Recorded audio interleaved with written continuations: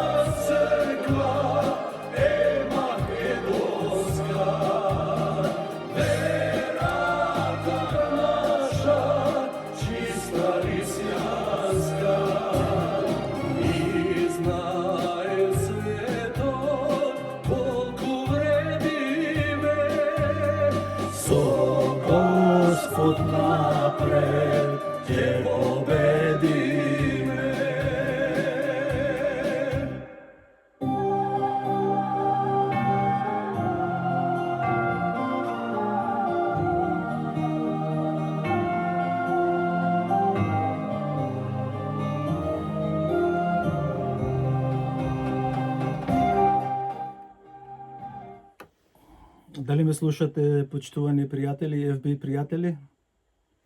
Сакам да напишите.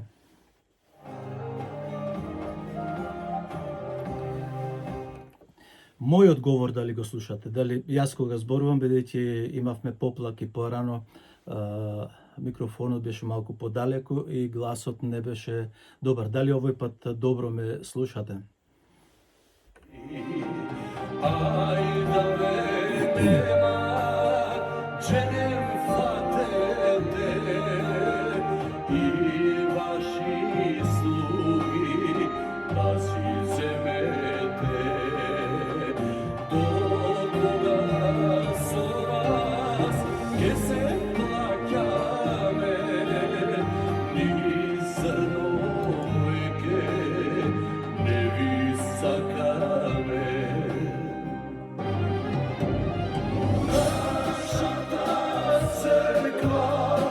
Благодарам, Миле.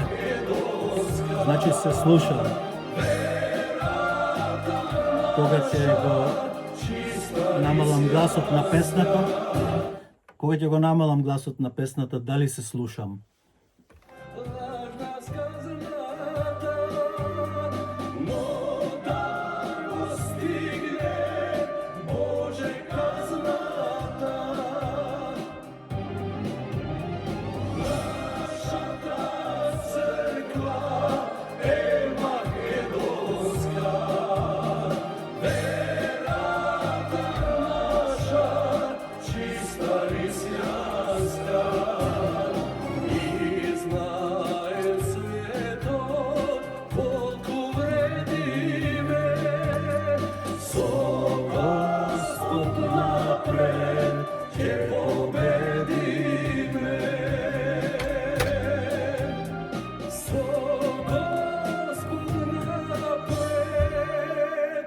Che pobedime.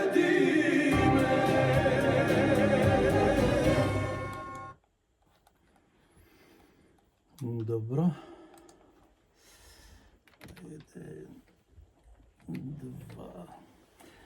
Добро, почитувани слушатели, се надевам дека не слушате и вие, FB пријатели, кои порано ми порачувавте дека не се слуша добро гласот.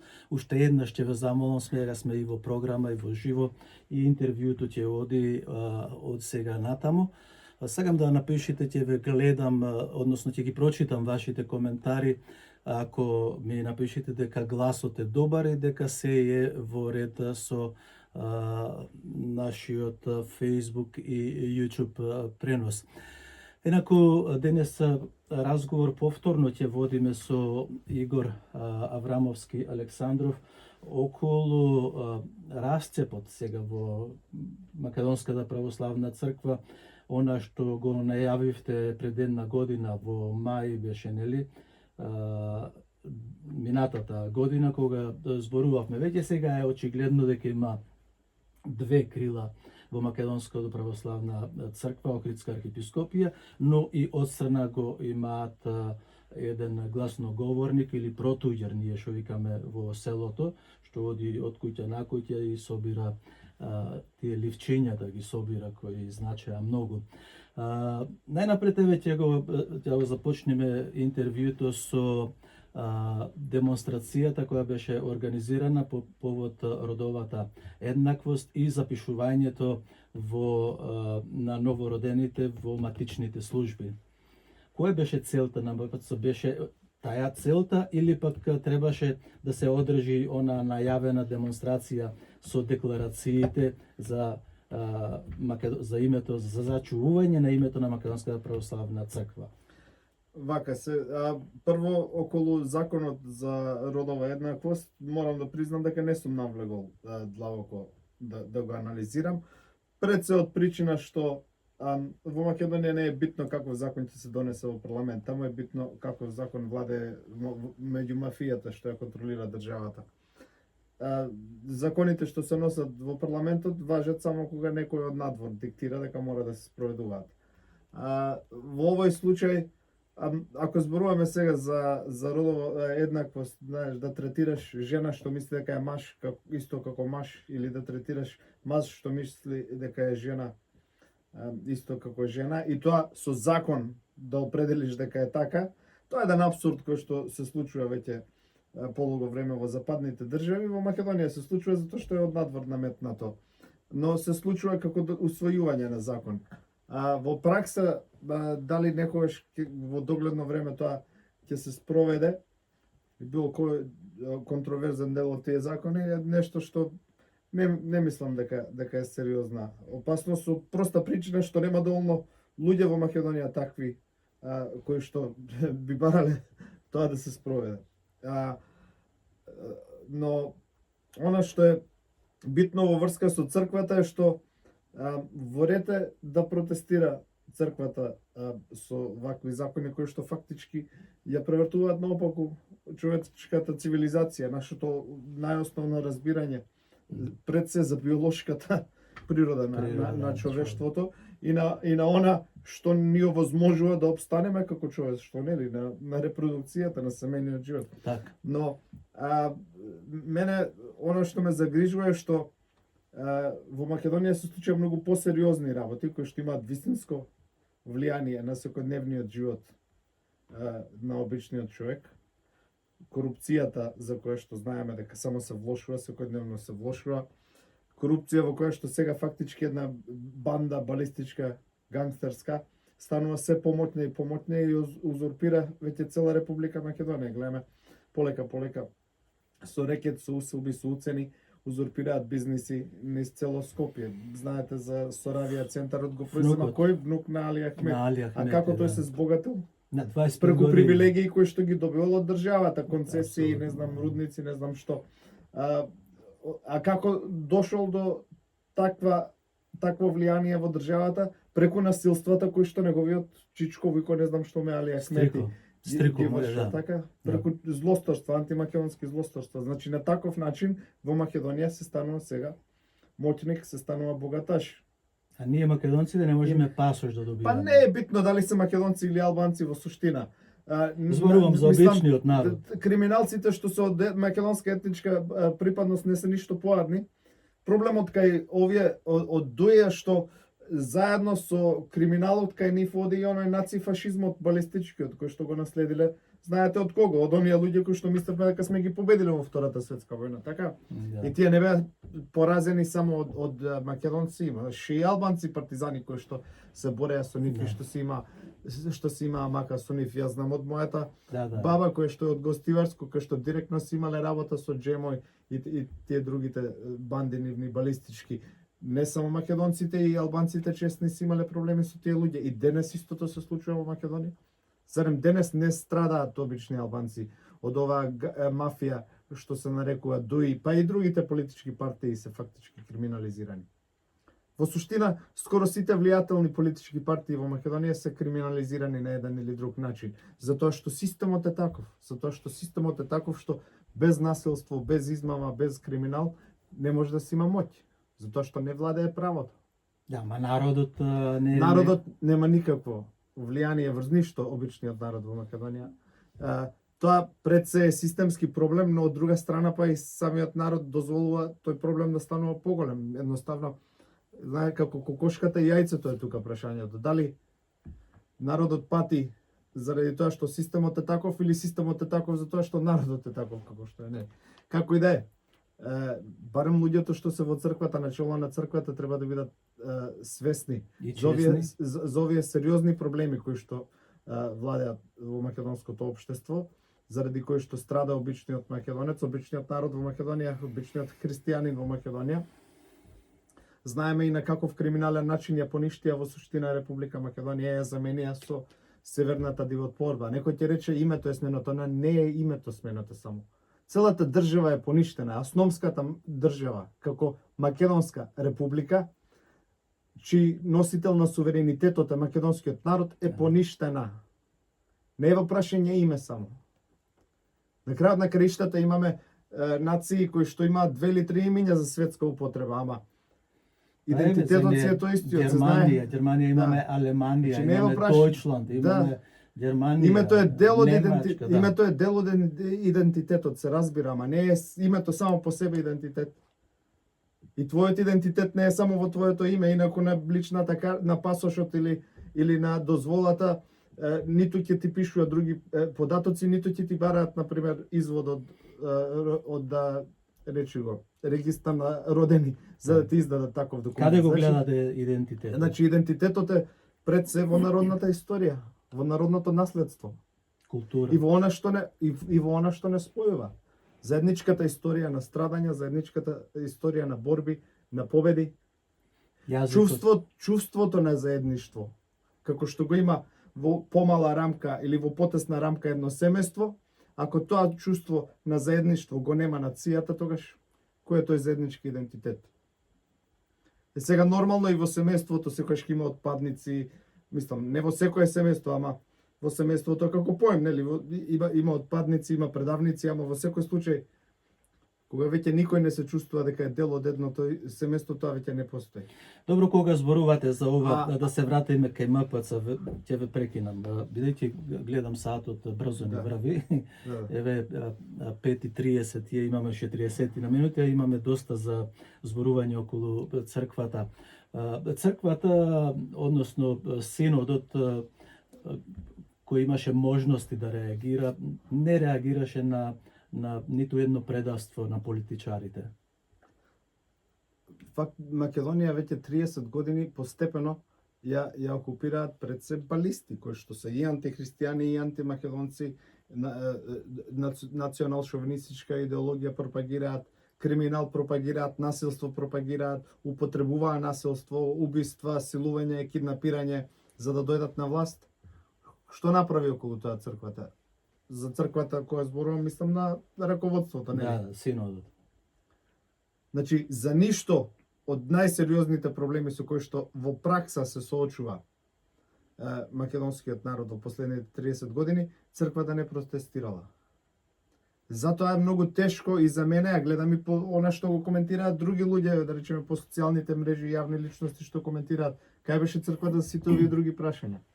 За да има кредибилитет за вакво нешто, како институција, треба да покаже дека има некаков стандард, некаква принципиелност Така. на пошироко ниво, нели? Не велам дека нема искрени намери за овие протести. Моите сознанија се дека епископот, мислам, Јаков, Јаков Собески. Да, кој што е релативно нов, дека он фактички ја води оваа тема во рамките на МПЦ и дека станува збор за иницијатива за која што посебно се ангажирал. И мене ме радува тоа што има во синодот нови епископи кои што се зафаќаат со сериозни морални и социјални прашања, а не само кој ќе биде газда на епархијата и како ќе се делат парите, така? Така. Ме радува што има таков, но за да има црквата како институција кредибилитет на тоа поле, треба да се зафати со овие други прашања кои што во пракса имаат многу посериозен ефект Но врз народот. тој Јаков беше ајде да видам дали ќе го да. Беше хиротонисан за владика токму од Фанарот, еве го и ова писмото од 9 мај, каде што сакавме нели да го прикажеме ова наше информирање. Не мислам дека е хиротонисан за владикот Фанарот. Јаков, мислам дека е. Не мислам, не. Добро, не можам да тврдам, не сум најсигурен, веројатно си ти во Тоа беа право. други чинови кои што ги издадоа некои пониски свештенички Викарни чинови. беа, да. Не мислам дека е Јаков. Треба да се провери. Не, прв пат слушам дека е Јаков.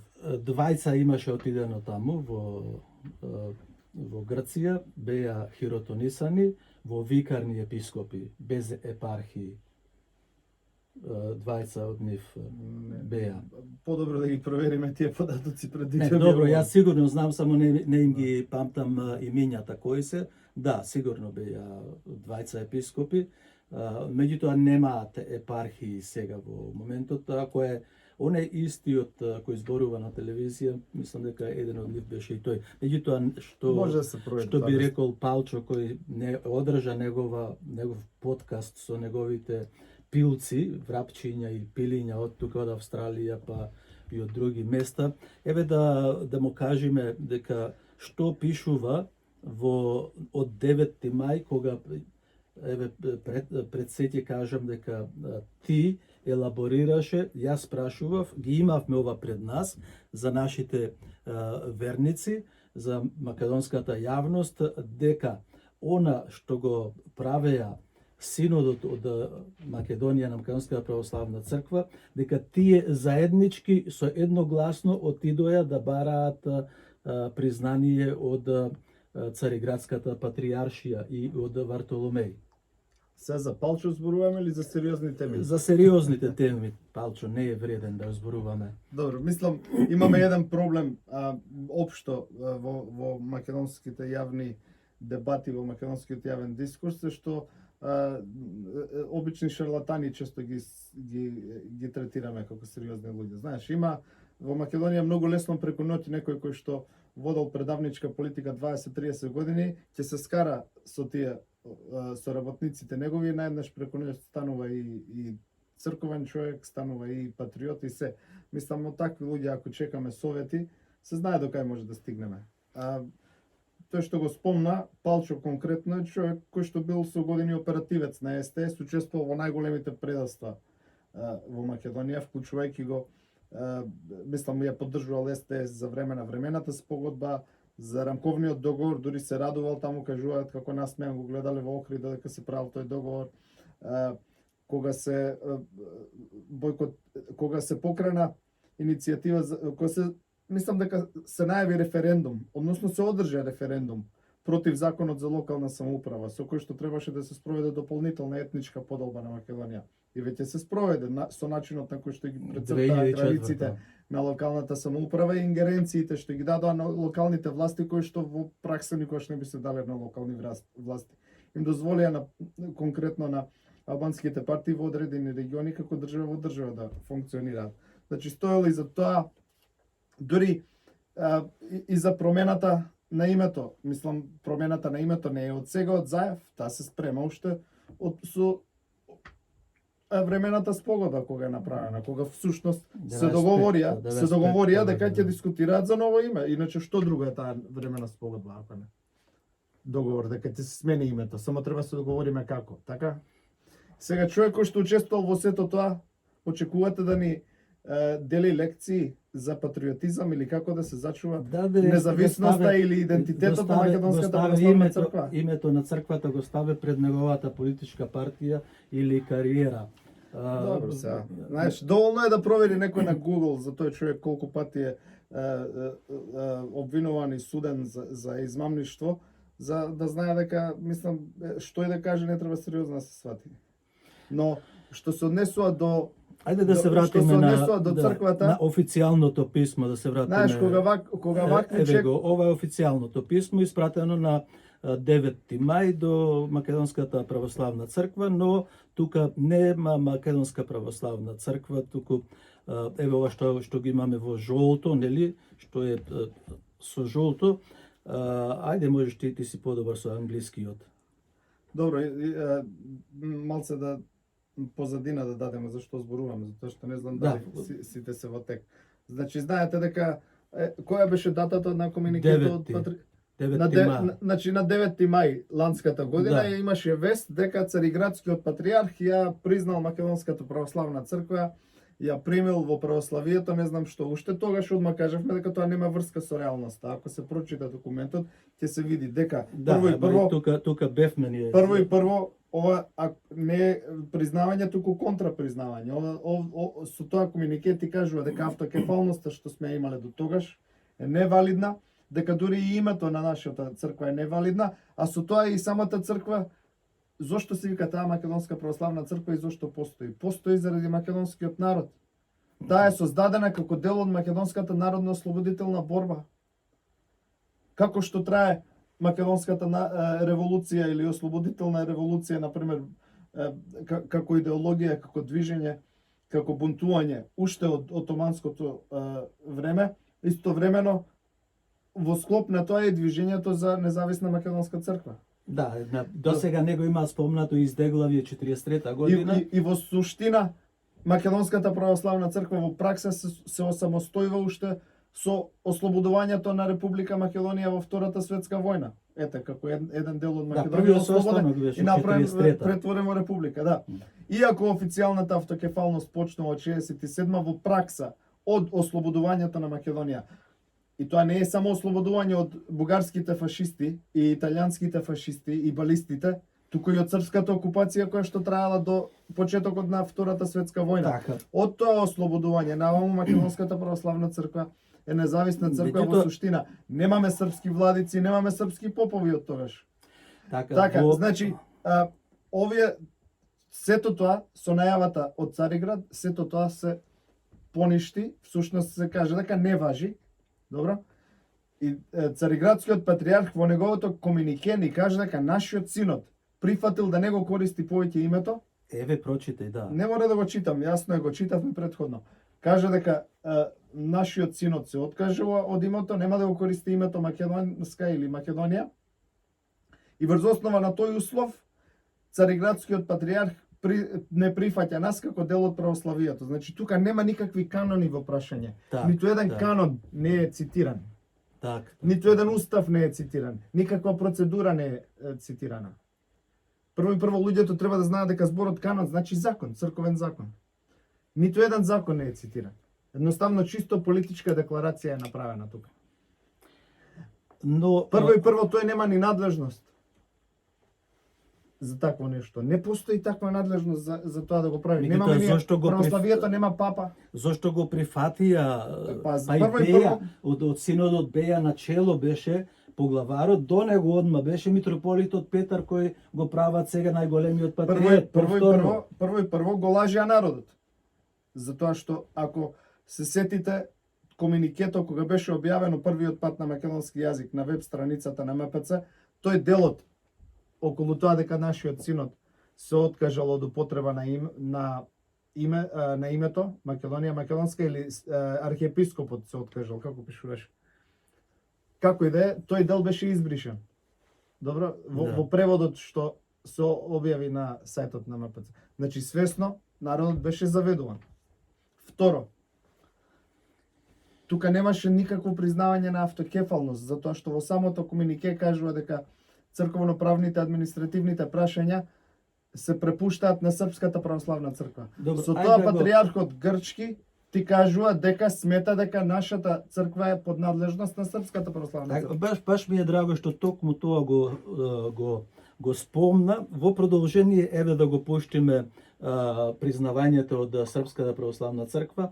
Ќе слушај добро и вие, почитувани слушатели, добро слушајте дека тука се признава автономна македонска православна црква, а не автокефална.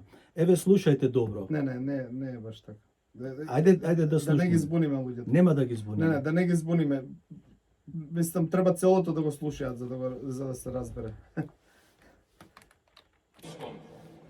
Saglасno osveštanom i ustaljenom kanonskom poretku Najsvetije pravoslavne crkve Hristove, posebno pak u skladu sa 34. pravilom svetih apostola, na osnovu odluke Svetog arhijerejskog sabora Srpske pravoslavne crkve pod brojem AS 47, zapisnički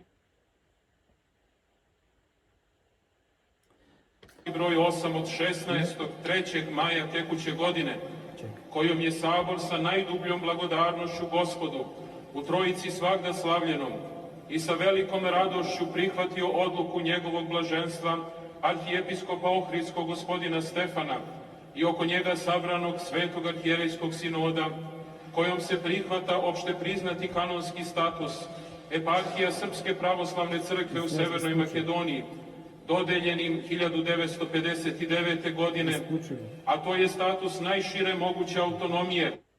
Значи, Ицо, не знам со српскиот јазик како си. Добро. Он зборува дека синодот на Македонската православна црква го признал општо прифатениот статус на автономија на српските на епархиите на some suburbs, and the government of Central Africa requested some countries, and only Russia responded positively, and we immediately sent some troops of instructors, and very swiftly, and as soon as the first Russian heavy aircrafts landed in international airport of Bangui, Russian instructors deployed their forces and immediately commenced helping their friends in Central African Army. At that stage, the first stage, it included, first of all, tactical support and intelligence and procurement, data management, mostly.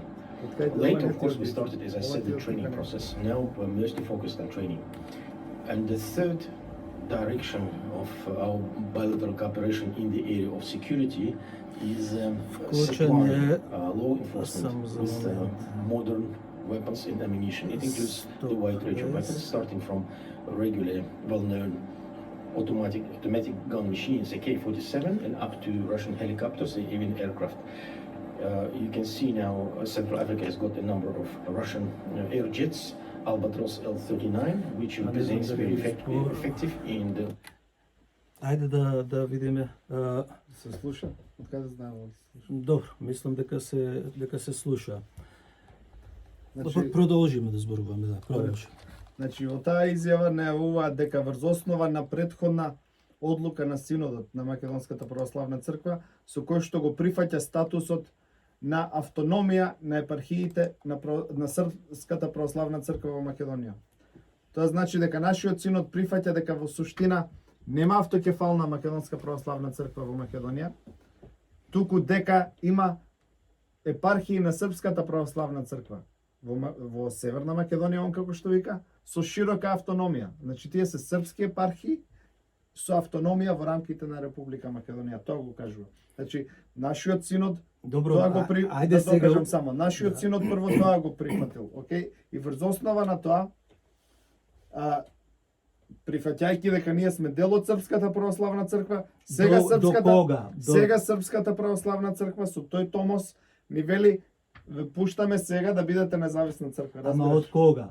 од датата на на објавувањето на тој томос, сега што го Тоа читам. беше во јуни минатата Добро, година. од тогаш. Не, ама сакам да објасниш зашто се лажи народот дека Српската православна црква нас не призна, а во тој член 8 никаде не постои независноста на Македонската православна црква. Апсолутно не е призната, туку со тој томос, Да. со тој томос и со одлуката на синодот се вели дека не важела автокефалноста до тогаш, дека сме биле епархии на Српската православна црква во Македонија со широка автономија. Ама, како српски епархии, сега Српската православна црква од нас создава нова Македонска православна црква Охридска архиепископија. Дури и зборот нова е употребен во томосот. Така. И сега скоро имаше на Српската православна црква на сајтот, мислам, објавено дека одбележувале една година од осамостојувањето на Македонската православна црква. Сега одбележува една Да, година од беше во Охрид, осамостојувањето. во Света Е па Софија. која е таа призната? Ако одбележува сега една година од осамостојувањето, не е призната, туку е негирана историската македонска Добро сега православна како црква. ќе го И на баланс... нејзино место ставаат нова. Исто како што направија со Република Македонија. Ја поништија, ја прогласија за неважечка и на нејзино место прогласија нова држава Северна Македонија на диво. Без легитимитет од носителите на суверенитетот Добро, на Република Ајде Македонија. кажи ми ти она што го кажува патриотот, митрополитот Петар, каде се сега корените и до кога се корените на Македонската православна црква, она што има воведено Македонска православна црква, Охридска архиепископија, па додадува и Јустинијана Прима. Ама тоа се Што е тоа? тоа се бабски приказни за За кој? деца, За Палчо? за луѓе што не ги разбираат поимите. Прво историската Охридска архиепископија или било Јустинија на Прима, како да ја наречеш, не била национална црква, немало тогаш национални цркви. Добро? Да. Во времето на така наречена Византија, што е всушност Римското царство е тоа, што го нарекуваат Византија. Римското царство, откако го сменило седиштето од Рим во Цариград, нели? Новото седиште на Римското царство доаѓа во времето на Константин, мислам, царот Да, Константин. И тоа царство после го нарекуваат византиско. Зошто? Затоа што италијанците или римокатолиците, ги наречам, не сакаат да признаат дека тоа е Римската империја. Велат, они ја нарекуваат грчка, па византиска. Иначе поимот византиски е нов. Во тој период. Момент самојцо. Охридската архиепископија е само во тој период регионална единица на општата православна црква, која што не само што има седиште во Цариград, туку е вклопена во царството. Едноставно, царството и црквата се едно исто, заедно се во тоа време. И не можеш ти сега да ми кажуваш мене за наследство во тоа време, никој нема сериозно наследство во тоа време. Ова се само приказни за деца. Не ти кажувам. Во суштина, па дали ти или владиците или било кој. Во суштина националните цркви се нова појава. Кога се појавија? Па за руската не можам да кажам точно, ама со овие што се на Балканот се појавуваат кога почнуваат да После бунтуваат, Првата светска кога војна. почнуваат да бунтуваат против Отоманското царство, Да. тогаш почнуваат кога почнува каузата за создавање на национални држави, тогаш почнува и каузата за создавање на национални цркви. Да, Во тоа време грците, не како нација, ама ете да речеме, како да ги наречеш, племе, како сакаш наречи ги, ја преземаат контролата врз Цариградската патриаршија, ама во рамките на Отоманската империја. Ја преземаат контролата под заштита на султанот. Со интриги, со подкуп, со манипулации. Замислете, владеат под заштита на исламски султан и тие се сега чисти православни верници, нели? Па замислете што треба да направат тие, како треба да го предадат својот народ, за да владеат под заштита на султанска власт која насилно ги исламизирала, ги поточувала, како што викаме ние. Само да го потврдам она што го кажа. Нели Охридската архиепископија постоеше, имаше Печка патриаршија, имаше Трновска патриаршија и имаше Атинска и Московска. Нема да навлегувам во тоа, Не навлегувај во тоа, меѓутоа не е тука тоа, значи не мешајте географски поими со национални цркви. Со националните, Затоа да. што тие поими, географски поими во различен период, различни работи представуваат, разбирате? Значи може да биде Охридска архиепископија има период кога е во рамките на Бугарско царство, има период кога е во рамките на Римско царство. Не може да се мешаат тие поими од тоа време со сегашните. Не може да се меша географската идентификација на единиците на православната црква во време кога таа навистина била едно и под различни царски власти со она што го имаме денес. И секој што ти се обиде тоа да го меша, само ги мати водите. А вистинскиот Добро. проблем тука е многу едноставен. Македонија е држава под народ и нација под окупација.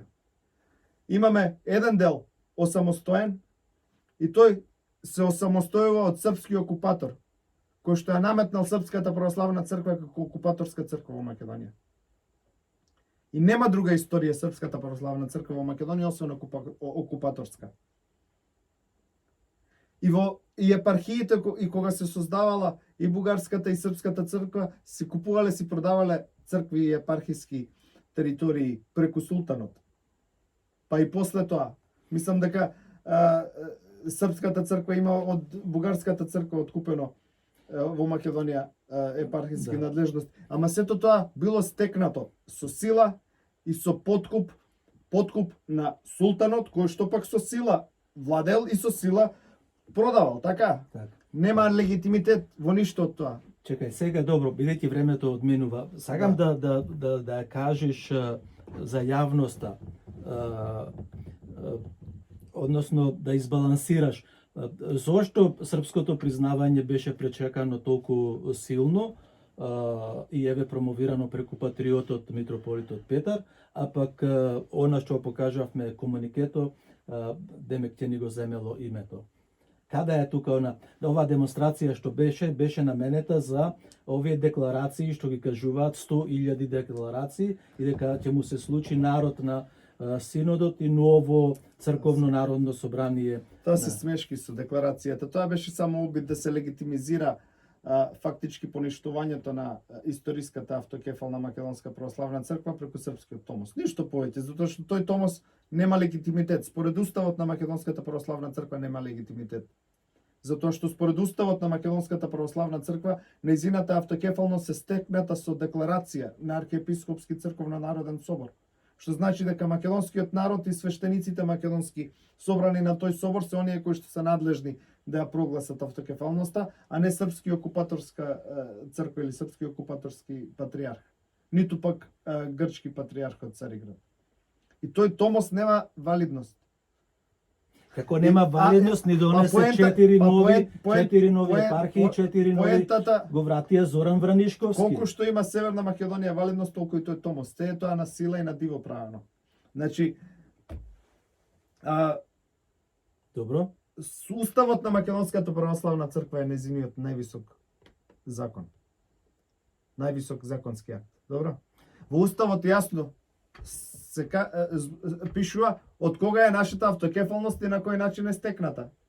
Ова што е направено со Српската православна црква е фактички непризнавање на тој факт кој што е утврден во преамбулата на уставот на Македонската православна црква. Тоа што Петар и Вранишковски го правеа со години, Вранишковски појавно, Петар потајно, подволично, што тврдеа дека Македонската православна црква е невалидно одцепена од Српската православна црква, што тврдеа дека Македонската православна црква е расколничка, што тврдеа дека Кирил и другите, да речем, основачки владици на автокефалната Македонска православна црква се расколници. Тоа со овој томос, со српскиот томос, се утврди дека навистина е така и затоа Вранишковски се враќа, затоа што фактички го добива тоа што го барал. Затоа што го добива тоа што го барал. Зошто Добро, значи тој не капитулирал во ништо. Нашиот синот капитулира. И не само што капитулира принципијално по тоа историско прашање, туку дозволува во нашиот синот да влезат сега 4 владици кои што се докажени антимакедонци. Ја знаеме официјалната политика на Вранишковски 20 години наназад отворено зборува дека македонскиот народ е ново создадена нација. Може само дека претходно сме биле срби, бугари, еве го Зоран Вранишковски во книгата на инженер Зоран Вранишковски го гледаат нашите преку социјалните мрежи кога го беше состанокот, односно демонстрацијата 2021 година против владиката Кирил и против поглаварот Михаил. Еве го Зоран, значи уште од тогаш како што рековте, действува во рамките и со инструкции на владиката Петар. И сега повторно се враќа со Крушевска, Демирхисарска и со седиште во Нижополе и ќе бил тој подобен на македонски владика. Значи утре кога ќе треба да се решава кој треба да биде, еве да речеме, кога ќе се пензионира или кога ќе треба нов владика да се назначи за Австралија, таквите антимакедонски луѓе, како Вранишковски и неговите, треба да одлучуваат кој ќе биде надлежен за Австралија. И тоа ќе го прават нормално во сојуз со Петар, против кој што водевме борба заради овие работи 16-17 години. Има други цркви кои што веќе се под негова контрола. Нека ми каже некој дали од тие црковни општини некогаш нешто слушнал од како ги презема он да постапат да направат нешто за афирмација на македонските човекови права, на македонскиот суверенитет, за македонскиот идентитет. Нешто што се коси со колонизаторските, окупаторските политики. Каде беше Петар за време на референдумот за Северна Македонија? Го слушна некој? Слушна некој нешто од неговите цркви во Австралија? Зошто српска, зошто грчка? Едноставно, Ицо. Во Македонија и гркоманите, и србоманите, и бугароманите имаат една работа заедничка и секогаш имале, а тоа е негирање на македонскиот народ како посебен народ со право на самостојност. Имаат заедничка кауза тука. И оние кои што и од надвор, еве да речеме, дали е тоа европски или американски политичари, кои што сакаат да го спроведат тој план, фактички на поништување на македонската нација, како нација на домородниот, автохтониот македонски народ, нив им одговара било што, дали е српско или бугарско или грчко, само да не биде македонско. И на албанците истото им одговара, на албанските националисти. Да, меѓутоа овде има делови, поединци и преку тие подкасти таму што ги прават во Македонија, најголемите виновници е бил и противници на МПЦ биле Игор Александров и Ицо Најдовски. А кој е тоа што го збори? Ете, да не го повторувам. Ама видете моја историјата и кредибилитетот. Па и владиката Петар, нели? Па кој е Петар? Па Петар е негатор на автокефалноста на Македонската православна црква уште од 80-тите. Па чекај, нели? Ама чекај, нели Петар за нас пред неколку години лажеше тука дека ние сме биле со Вранишковски, тие што му се спротестуваме, така? Да. А кој му даде на Вранишковски сега епархија? Петар е негово дете. Окей. Ама кој му даде сега епархија? Ајде, тоа што е негово дете од порано, окей, ама кога ги се скара, нели? Па нема не беше. Нели кога ги се скара, сега кој му даде епархија? Пази, уште во 98 година кога почна расколот со Петар во Австралија, кога запна да ги презема имотите, а имотите не да ги преземе да ги даде на чичко му или не знам што, туку тој што има контрола врз имотите, тој може да решава под која јурисдикција ќе ти биде утре црквата. Тоа му беше него поентата за преземање на имотите. Уште прв пат кога почна расколот со него и кога нели се обидувавме да дојдеме до некој заеднички јазик, некој компромис, некој помирување да имаме за да не настане оној раскол кој што на крај настана и траеше 16 на години. Првата резолуција, нацрт резолуција, што ја напишав и беше освоена на собрание како нацрт спогодба со синодот за да има мир и единство.